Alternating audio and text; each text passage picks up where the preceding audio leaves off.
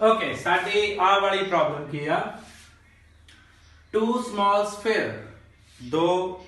Small छोटियां spherical bodies आ each of mass दोनों का जिहड़ा मास आ वो mkg है and charge Q कूलन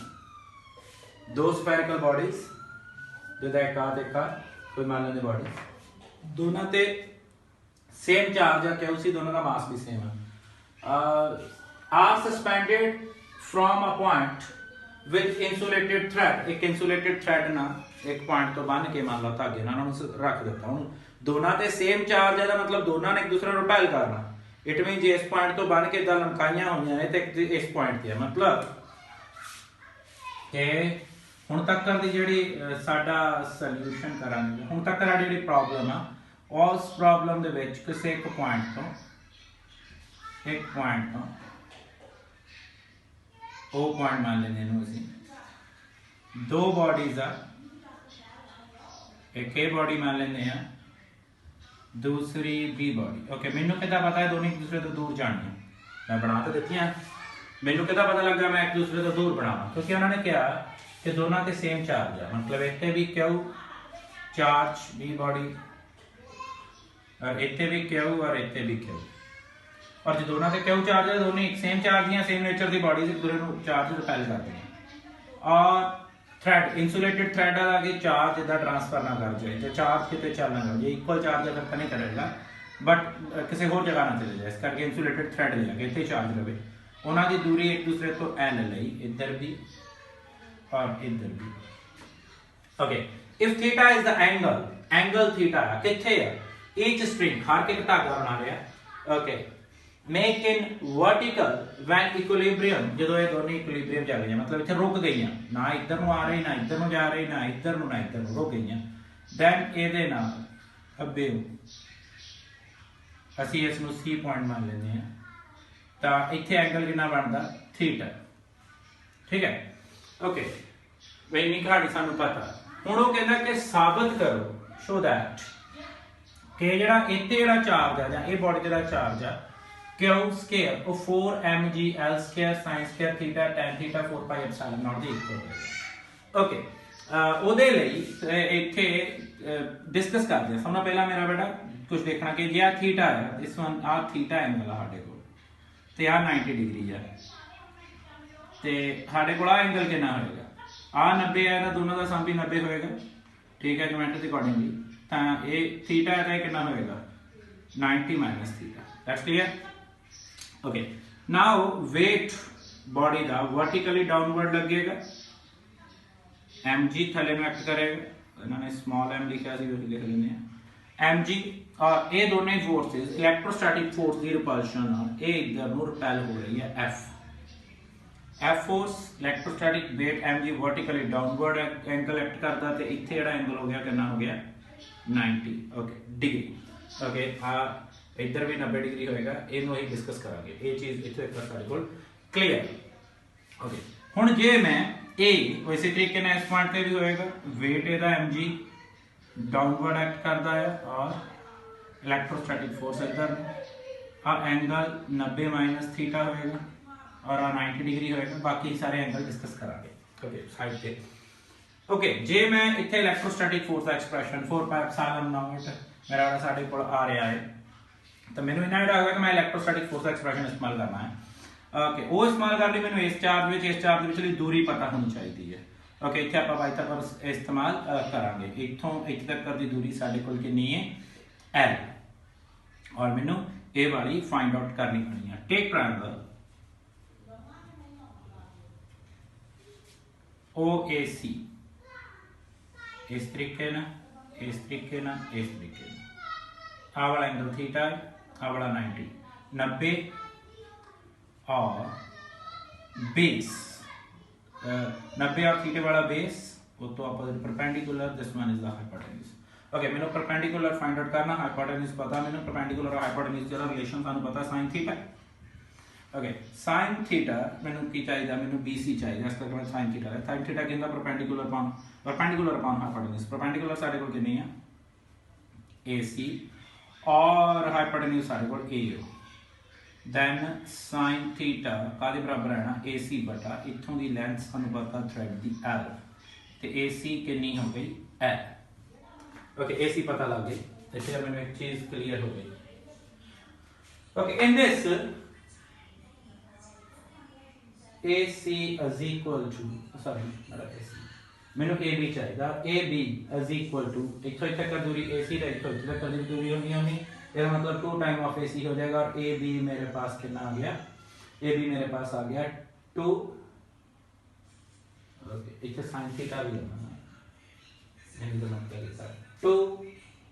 L sin theta. Okay ना और then force between two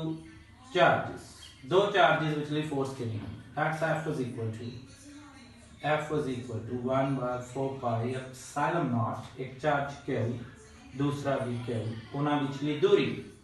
दूरी हैगी AB दा स्क्वायर then F पर पास 1 by 4 pi epsilon naught Q square और A to B तक का दी दूरी A to B तक का दी दोनों चार्जेस विच दूरी वो हैगी 2L sin थीटा दा स्क्वायर और मेरे पास बन गया F is equal to 1 by 4 pi epsilon naught Q square 2 to the 4L square sin square theta. मैंने कुछ दिसन लग पिया मैंने 4 pi epsilon naught भी दिसन लग पिया मैंने 4 दिसन लग पिया L square दिसन लग पिया sin square theta. Okay now this one एक कांसेप्ट अगे तो लिख देना हुण मैं नेक्स्ट कांसेप्ट समझण दे लई ओही अपनी पुरानी स्टोरी को एक बार दोहराउणा कि मेरे पास आ एक बॉल सीगी ठीक है ओके ए वाली ਇਹਦਾ ਥ्रेड इधर ਨੂੰ ਖਿੱਚਿਆ ਗਿਆ ਕਿਸੇ ਟੈਂਸ਼ਨ T ਨਾਲ ਇੱਥੇ weight ਲੱਗਦਾ ਥੱਲੇ mg और ਇੱਥੇ फोर्स ਲੱਗਦੀ इधर ਨੂੰ F ओके इस तरीके ना ਹੁਣ ਇਹ ਜੇ ਮੈਨੂੰ ਆ ਦੱਸਿਆ ਜਾਵੇ ਐਂਗਲ ਮੈਨੂੰ ਪਤਾ 90 डिग्री और ਜੇ ਮੈਂ ਇਦਾਂ ਲਾਈਨ ਡਰਾ ਕਰਾਂ ਤੇ ਮੈਨੂੰ ਆਹ ਵਾਲਾ ਐਂਗਲ ਪਤਾ 90 ਮਾਈਨਸ ਥੀਟਾ ਜੇ ਆ 90 ਮਾਈਨਸ ਥੀਟਾ ਪੂਰਾ 180 ਦਾ ਹੋਣਾ ਤੇ ਆ ਐਂਗਲ 180 ਮਾਈਨਸ 90 ਮਾਈਨਸ ਥੀਟਾ ਤੇ ਬਣ ਜਾਣਾ 90 ਪਲਸ ਥੀਟਾ। मैं एक बार दस देना कि पूरा सम 180 चो आ वाला माइनस करांगे 90 minus theta 180 minus 90 plus theta गया 90 प्लस थीटा इस करके साडे कोल आ वाला एंगल कितना आ गया 90 प्लस थीटा। ओके हुण जे आ एंगल 90 है आ एंगल भी 90 है तो फिर आ पूरा एंगल कितना हो जाना 180 माइनस थीटा। ओके फिर दोबारा देख लो क्या साडे कोल 90 सी आ साडे कोल 90 माइनस थीटा सी आ भी 90 सी 90 माइनस थीटा प्लस 90 180 माइनस मेरा बेटा थीटा और दिस वन बिकम मैं सॉल्व करके तुहानू दिखाया कितना बन गया 90 प्लस थीटा ते आ कितना बन गया 90 इथे 10 फोर्सेस ने 1 2 3। नाउ लेमिस थ्योरम के according to theorem okay in this कि आ वाली फोर्स F बटा आ वाला एंगल विद साइन होगा साइन 180 माइनस थीटा। फिर ये मैं थ्योरम एक बार दोबारा सिंपल सॉल्व करके भी तुहानू दिखा दूंगा। नेक्स्ट वेट mg थले इनवेक्ट करदा और ਇਹਦੇ ऑपोजिट फोर्सेस ਵਿੱਚ एंगल कितना sin 90 प्लस थीटा और तीसरी फोर्स टेंशन t बटा उन्हां दे ऑपोजिट एंगल कितना 90 डिग्री। ओके एक बार देखते हैं मैं थ्योरम्स लेमिस थ्योरम अप्लाई किदा कीती है। मान लो कि 10 फोर्सेस है कोई ओके मैं इनू F1 लिखदा इसनु F2 लिखदा इसनु F3 लिखदा और F1 दे ऑपोजिट एंगल अल्फा लेना F2 दे ऑपोजिट एंगल दो फोर्सेस बीटा और इहदे इक्वल टू गामा लेना। हुण जदों मैं कह रहा कि 10 फोर्सेस ने F1 F2 F3 इन्हां दे ऑपोजिट वाले एंगल अल्फा बीटा और गामा दैन ये थ्योरम कहंदी है कि F1 आ फोर्स बटा sin अल्फा बराबर होएगा कोई भी दूसरी फोर्स बटा उसके ऑपोजिट वाला एंगल और थर्ड फोर्स F3 ਉਹਦੇ ऑपोजिट वाला एंगल। ओके वही चीज मैं ਇੱਥੇ अप्लाई कीती है कि मैं 10 फोर्सेस आ फोर्स आ इलेक्ट्रोस्टैटिक फोर्स आ टेंशन आ वेट mg आ डाउनवर्ड एक्ट करदा इस डायरेक्शन ਨੂੰ करदा इस ਇਹਦੇ ਵਿੱਚ 90 ਸੀ ਇਹਦੇ ਵਿੱਚ ਆਪਾਂ ਪਹਿਲੇ देख लिया कि 90 माइनस थीटा है और फिर मैं सॉल्व किया कि 90 है तो फिर 90 माइनस थीटा और 90 180 माइनस थीटा और आ वाला एंगल हिसाब किया कि 90 प्लस थीटा होगा। फिर वही क्या फोर्स के ऑपोजिट आ पूरा एंगल, ओके, और आ वाली वेट mg के ऑपोजिट आ पूरा एंगल, और साढ़े को टेंशन के अकॉर्डिंगली आ साढ़े को सिर्फ आ दो फोर्सेस चाहिए सानू। इनू मैं रीअरेंज करदा कि f बटा साइन हुंदा आ sine theta, sine 180 minus theta sine theta, और mg sine 90 plus theta cos theta. इनू इधर ला जाते हैं, f का दे बराबर आ गया mg साइन थीटा बटा cos theta, then sine theta बटा cos theta is equal to mg tan theta. साडा एक्सप्रेशन बन लग पिया, सानू mg tan थीटा मिल गया, दैट्स mg और tan थीटा। हुण सानू पता कि ਅਸੀਂ ਪਿੱਛੇ फोर्स की एक्सप्रेशन ਕੱਢਿਆ ਹੋਇਆ ਸੀਗਾ, इलैक्ट्रोस्टैटिक फोर्स ਆਪਾਂ ਪਹਿਲੇ ਹੀ फाइंड आउट कर ਲਈ ਸੀ। ਸੈਕੰਡ ਆਪਾਂ ਇਲੈਕट्रोस्टैटिक फोर्स ਦਾ ਲੈਵਿਸ ਥਿਓਰਮ ਲਗਾ ਕੇ ਹੋਰ ਫਾਰਮੂਲਾ फाइंड आउट ਕਰ ਲਿਆ। ਓਕੇ, ਅਸੀਂ ਇਸ ਨੂੰ ਆਪਣੇ ਰਿਜ਼ਲਟ ਵਿੱਚ ਹੁਣ ਇਸਤੇਮਾਲ ਕਰਾਂਗੇ। ਬਹੁਤ ਸੌਖਾ ਹੈ, ਆਪਾਂ ਨੇ ਕਰਨਾ ਮੇਰਾ ਬੜਾ ਦੋਨੇ ਫੋਰਸਿਸ ਨੂੰ ਆਪਸ ਵਿੱਚ ਇਕੁਅਲ ਲਿਖ ਲੈਣਾ। then from 1 and 2 पहली ते दूजी तो मैनू की पता लग रहा, पहली आ वाली f की वैल्यू पुट कर दे ऐसी मेरा बेटा 1/4 पाई एप्सिलॉन नॉट ये वाली q स्क्वायर बटा 4 l square sin square theta equal to कादे बराबर है mg tan थीटा दे। then इथों q स्क्वायर ये टर्म उधर मल्टीप्लाई चलाओ सारियां, q स्क्वायर की बन जाना 4 l square sin square theta. पहला मैं इन्हीं चीज़ों की था, फिर mg tan थीटा और नाल 4 पाई एप्सिलॉन नॉट। ओके, बहुत सौखी जी गल है। साडे कोल नेक्स्ट q स्क्वायर ਅਸੀਂ ਉਹਨੂੰ ਰੀਅਰੇਂਜ ਹੀ ਕਰਨਾ। फर्स्ट टर्म हैगा 4, नेक्स्ट साडे कोल mg, नेक्स्ट साडे कोल l स्क्वायर है, फिर साडे कोल sin स्क्वायर थीटा है, फिर साडे कोल tan थीटा है, और लास्ट साडे कोल 4 पाई एप्सिलॉन नॉट भी है। That's your result. फिर दोबारा देखते हैं न्यूमेरिकल कितना करना, ਉਹਦੇ ਵਿੱਚ ਲਿਖਿਆ ਹੋਇਆ ਹੈ। ਉਹ ਕੀ ਪੁਆਇੰਟ ਫੜਨਾ ਬਸ ਜੋ ਸਟੇਟਮੈਂਟ ਵਿੱਚ ਹੈ, ਕਿਉਂਕਿ ਹਰ ਇੱਕ ਸਟੇਟਮੈਂਟ ਯੂਨੀਕ ਆ, ਉਹਦਾ ਯੂਨੀਕ ਸੋਲੂਸ਼ਨ ਕੱਢ ਰਹੇ ਆ ਆਪਾਂ ਮੇਰਾ ਬੜਾ, ਤੇ ਇਸ ਕਰਕੇ ਉਸ ਲਈ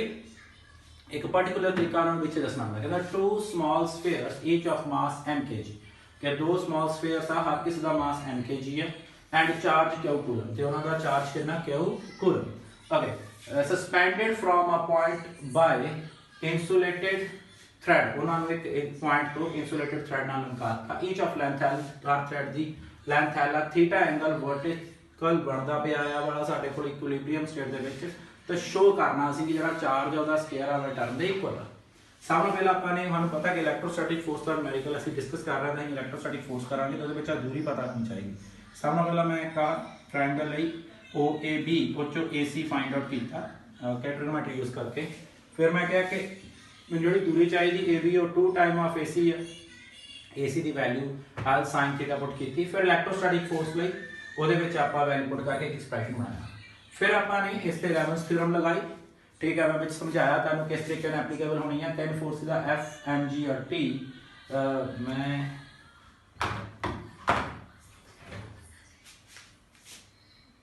एक आ वाला एंगल है, एक वाला एंगल है, एक आ वाला एंगल, ठीक है। तीन एंगल फोर्सेस तीन दे इक्वल लवांगे आपां इन्हां नूं, एक आ वाली फोर्स, एक आ वाली फोर्स, एक आ वाली फोर्स, ठीक है। ते इन्हां दे ऑपोजिट लैके असीं इन्हां दी एक तरीके नाल आ फोर्स दे ऑपोजिट आ वाला एंगल, आ वाली फोर्स दे ऑपोजिट आ वाली फोर्स दे ऑपोजिट आ विद साइन एंगल,